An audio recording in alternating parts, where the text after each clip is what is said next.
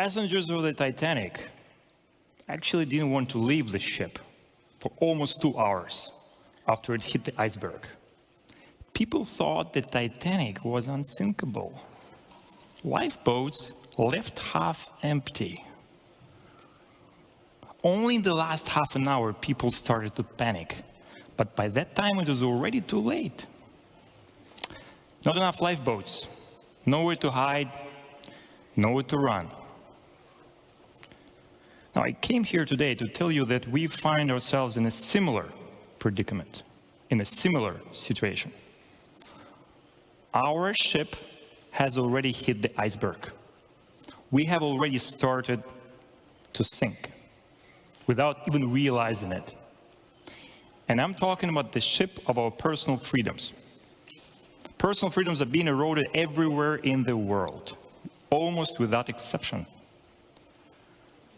I know this from personal experience. I've been running large social media platforms for almost 20 years. Actually, exactly 20 years.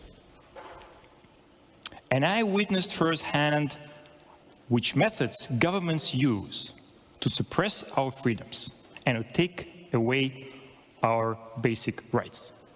I've seen all the tricks, the PR tricks, the legal tricks, the political tricks, the manipulations, the official excuses. I've become an expert at this.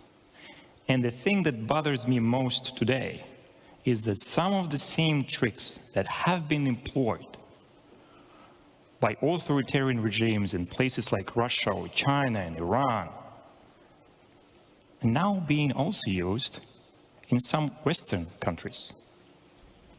But maybe I'm exaggerating things, right? Let's look at the facts. Thousands of people are getting arrested every year in the United Kingdom for social media posts. If you say something politically incorrect online, you may end up being fined or spend some time in prison. In Germany, the largest country in the European Union,